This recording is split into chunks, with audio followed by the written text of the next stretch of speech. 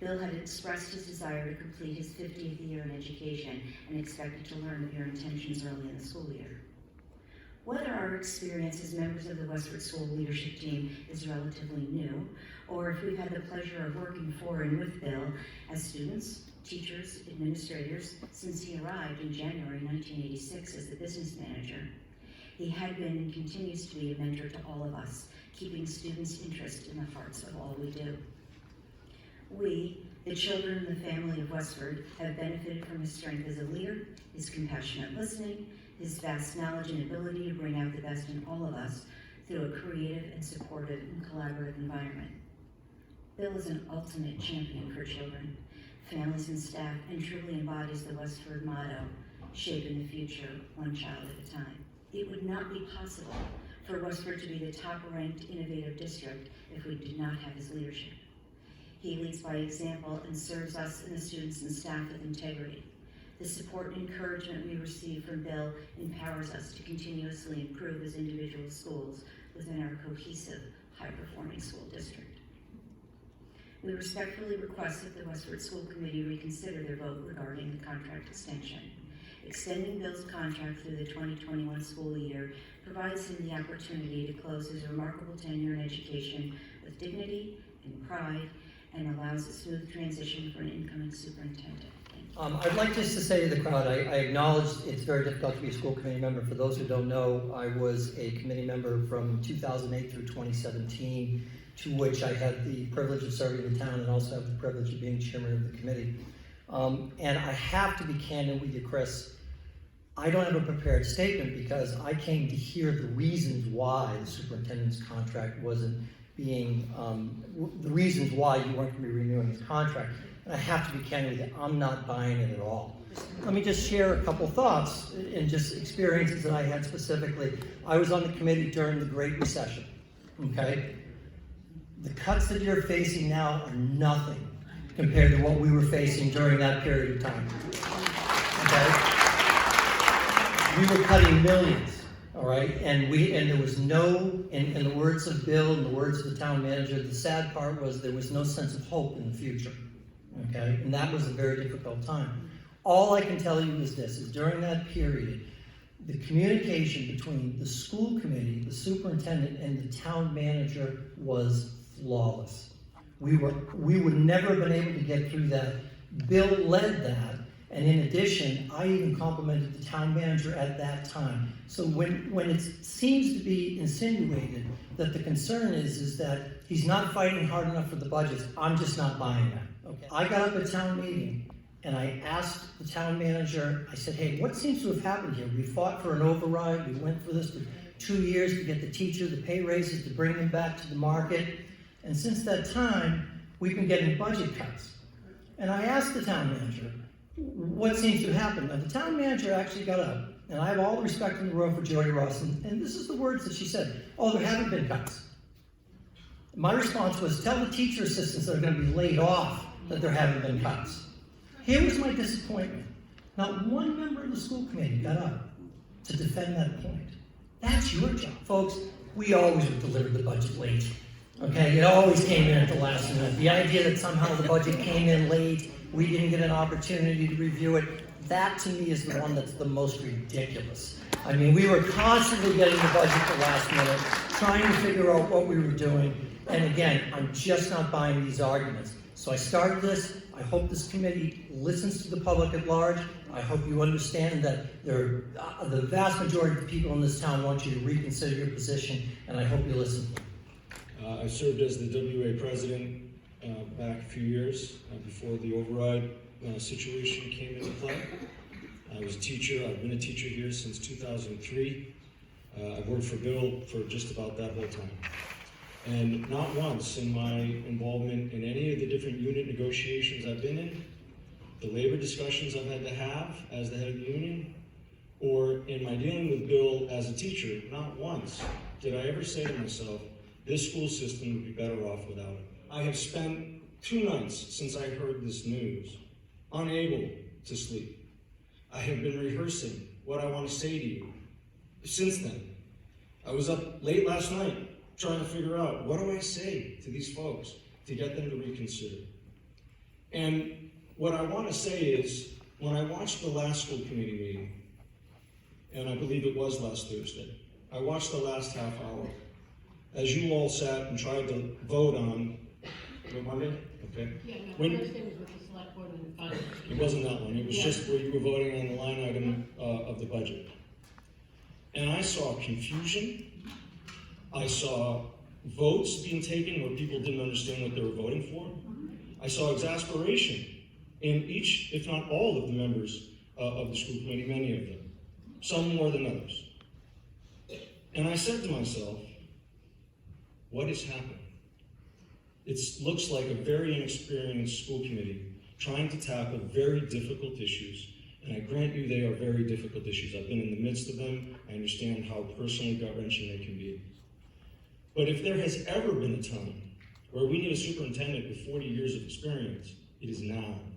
I asked the school committee, or I would ask you all, to think about letting the selectmen answer the questions about why we're not fully funding our schools, or not funding the schools to what extent the school committee and the superintendent think we should. I ask you to take the interests of the school and put them first, and put them in the hands of the town manager and the selectmen to say, no, we can't afford this. Not the school committee to agree to those cuts, but to make the town manager and the selectmen have to defend them. You wanted to worry about other town departments and the impact that your decisions would make on other town departments. I don't believe that shows that you have the school interests in mind. And in your presentation tonight about why Superintendent Olsen should not be renewed, you mentioned at least 3 times that you have the school interests in mind. And there's no way that Bill Olsen not being renewed for contract is keeping the school interests in mind. So I know what it is to make the tough votes that affect the children, the families, and the taxpayers of Westford. For the six years I was on the school committee, I saw firsthand the dedication and resolve that Superintendent Bill Olsen exhibited while leading the Westford Public Schools. During my tenure alone, innovative and timely initiatives such as One World, Challenge Success, project-based learning, and full-day kindergarten were introduced. Like so many others, my children have benefited immensely from the reading intervention program at the Nabnasset School and the extra attention provided at the Millennium School. For those that feel that it's time to go in a different direction, I ask once again, what would that direction be? Westford has been recognized nationally as one of the best school systems in Mass, not just once, but consistently year after year. Test scores are high, costs are low. Who of you were born in Westford? I can say I wasn't born in Westford, but the reason I moved here was primarily because of the educations. The staff and administration of Westford is well primed with experience and talent to secure the continued success of this district. But the unusual and abrupt decision to terminate Superintendent Olsen's contract is a sign of instability and a sign to those in the district that years of loyalty and hard work may not be respected. I ask that you vote to extend the superintendent's contract, put the focus back on the children, and move this district in the direction of stability, excellence, and pride. Thank you. I had the great pleasure to work in the school system for 37 years before retiring. I need to give this some context. I think I've known Bill, I'd say maybe Blair, I'm in second place. I've had the great fortune of working with Bill when he was a business manager, when he was assistant superintendent, and of course the superintendent. I would not be here. I would not stand up and share what I will share momentarily unless I believe Bill had great integrity, always was honest. I've worked with him longer than anybody on the school committee. Add up the years that you've known Bill, I've worked with him longer. I did an internship with Bill at central office, which then turned into a project coordinator. I was amazed. Bill gave the time of day to anyone, whether it was a parent, whether it was a taxpayer. It was pretty remarkable to sit back and watch it. Bill's priorities are always the students. You know, not that we're thinking ahead, Bill, to your demise, but I think on Bill's gravestone it's probably going to say, one student at a time times thousands. Every time I see that slogan, I think of Bill Olsen. He advocates for all students. Whether a student is learning disabled, they have behavioral issues, Bill is very in tune and goes through a process where he gathers information from the building principals. Somebody that's an authoritarian doesn't do that. During my 38 years as a teacher, a coach, and an administrator, I served under 8 superintendents. Bill, by far, was the highest quality leader of those 8. The other 7 are not close to Bill. There's quite a gap.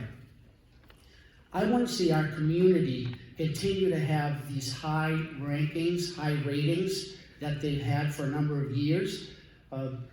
Bill's up to the challenge to lead us in that direction. The wrong way will be sending Bill down the road. The Westford way is working with him, being upfront with him. If you want him to do something differently, tell him that. The Westford way is working with collaboration. Bill has modeled that for years. So I speak for you to reconsider the vote that you've taken. You have a very, very difficult job. I've thought about sitting on a school committee. Maybe I should. I've grown up in Westford my whole life. Very proud of Westford. At UMass Lowell, I live in a suite with 5 other girls, and all of them are from Massachusetts, and they're all from different towns.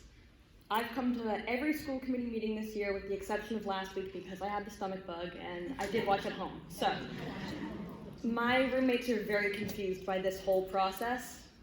My roommates don't know who their superintendent was. Any of their superintendents, none of them. When I moved into my dorm this year, it was a very big transition for me. I love Westford. I didn't want to leave Westford. If I could have stayed at the academy forever, I would have been happy. The plan, in my mind, is I'm going to be a teacher, and Westford Academy is the goal. I want to come back.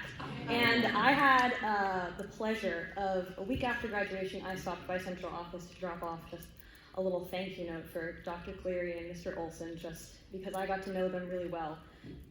Really my senior year. I still have the text saved, and my family still makes fun of me. From the second time I ever saw Mr. Olsen at the high school, and he knew my name, I was like, guys, Mr. Olsen knows my name! The fact that I have a picture with Mr. Olsen from graduation, and it is hung over my desk, because the man inspires me. And on my wall in my dorm, there's a few teachers, administrators from my Westford Public Schools career that are up on my wall because they inspire me. And there's so many people here tonight, and not one of them has said something negative about him. And the fact that my 5 roommates, who again, know nothing about Westford other than from me, know nothing about their superintendents, how their town school committee, any of that works. But when I've explained all of this to them, they even understand there's something wrong here. So I just ask that you would reconsider the vote. Thank you.